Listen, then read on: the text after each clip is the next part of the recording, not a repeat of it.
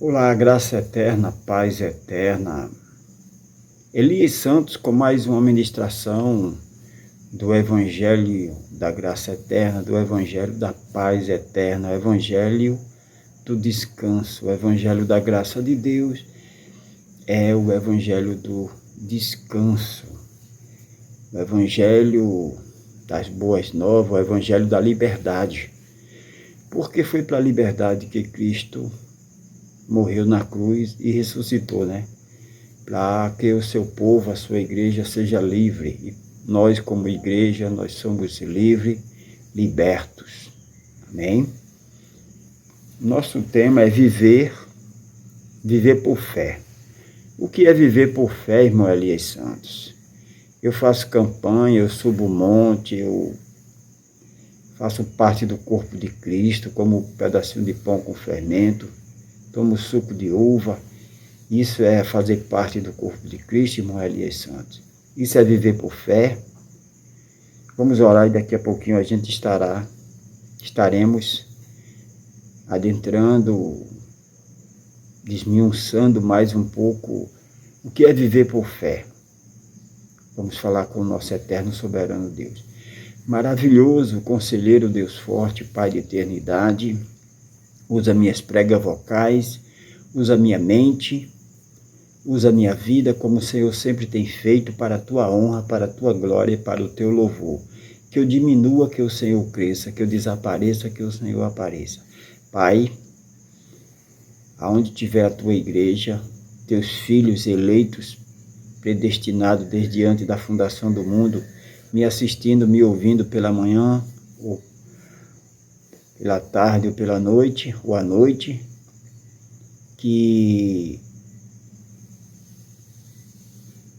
desfrute desta paz que o Evangelho da graça eterna traz. Pai, é isso que eu te peço, é isso que eu já te agradeço. Amém. Então, amados, igreja predestinada, igreja santa, igreja comprada lá na cruz pelo precioso sangue de Jesus, o que é viver por fé? O que é viver por fé, irmão Elias Santos? Eu, conversando com o amado irmão, ele disse: eu frequento todos os cultos, eu tenho minha carteirinha de membro, eu fui batizado nas águas, fui batizado no Espírito Santo, aceitei Jesus. Isso é uma blasfêmia muito grande, aceitar Jesus como se Jesus fosse um cafezinho pequeno. Você aceita um cafezinho? Não, quero não, não tomo café não. Né? Não é nós que aceitamos Jesus. Ele nos aceitou, Ele nos escolheu antes da fundação do mundo. Quem somos nós para ter algum direito de escolha, né? Então, viver por fé, chegar numa congregação, aceitar Jesus, fazer o catecismo, fazer o discipulado, fazer a escola dominical, cumprir as normas das lideranças, ir para o monte, fazer campanha, fazer voto, fazer jejum. Isso é viver por fé, irmão Elias Santos? Não, isso não é viver por fé. Isso são rudimentos fracos e pobres, como o apóstolo Paulo diz. Rudimentos fracos e pobres. Que isso foi necessário um dia. Antes da cruz era necessário. Hoje, depois da cruz, não é mais necessário, porque fazendo assim, quem faz assim, um dia eu já fiz, fazendo assim estará renegando o sacrifício de Jesus na cruz. Porque lá na cruz, com uma só oração, ele salvou, santificou, aperfeiçoou a sua igreja. Com uma só oração. Que oração, irmão Elias Santos? Com a sua morte na cruz e a sua ressurreição. Tudo se resume na morte e na ressurreição de Jesus.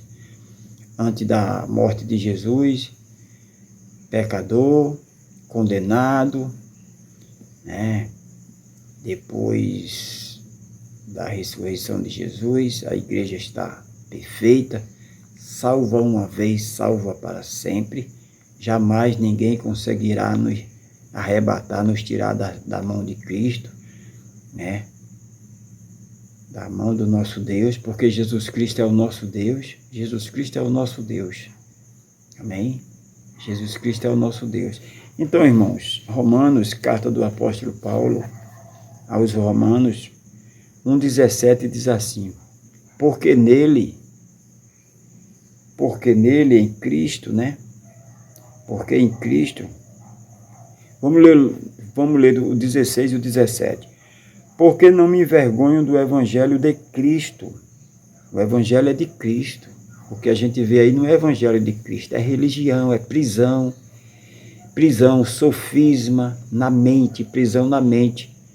Uma vez que a pessoa entrou no sistema religioso, fica preso, fica acorrentado, né? Então isso é prisão, isso não é evangelho. O evangelho liberta. Foi para a liberdade que Cristo nos chamou. Então, mas a religião, ela aprisiona. As pessoas morrem lá, faz vista grossa para o erro, para tudo que acontece lá, para o desmando, para toda situação. Eles fazem vista grossa, né? Porque estão cegos. A religião cega o entendimento, né?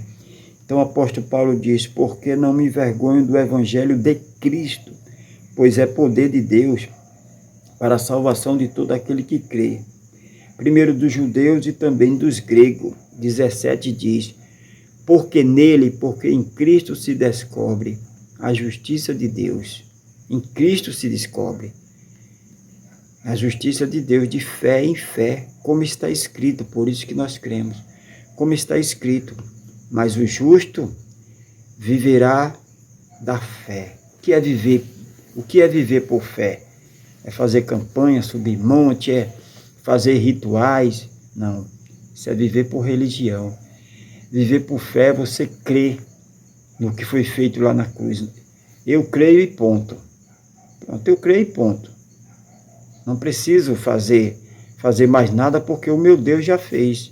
O meu Deus lá na cruz, ele já salvou sua igreja, salvou uma vez, salvou para sempre, tetelestai, está feito, está consumado, salvou, santificou, né? Batizou lá na cruz. O batismo que tem poder foi lá da cruz, não é essa imersão, aspersão, num tanque, numa piscina, num rio. Isso aí não. Isso aí é para te dar uma carteirinha de membro para dizer que você faz parte daquela instituição religiosa. Isso não tem poder de nada. Se isso tivesse poder algum, quando saísse de uma instituição religiosa, fosse para outra, aquilo servia, não serve, porque várias instituições religiosas, quando chega um irmão de outra instituição religiosa, tem que fazer novo batismo, novo rituais, novo tudo ali, porque aquilo ali é só para dizer que você faz parte daquela instituição religiosa, né? Não tem poder algum,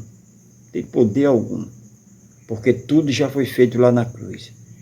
Lá na cruz, com a morte e a ressurreição de Jesus, a sua igreja foi salva. Primeiramente, ele escolhe antes da fundação do mundo.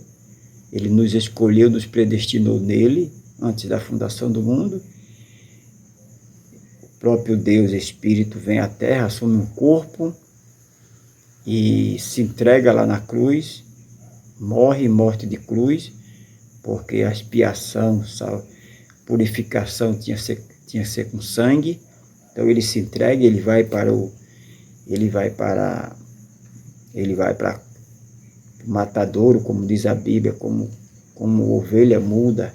Ele se entrega ali, e todo o seu sangue é derramado em purificação, santificação da sua igreja. Sua igreja hoje está perfeita, está santa, está salva, está lavada. A igreja de Cristo está perfeita. Amém? Amém, meus amados irmãos.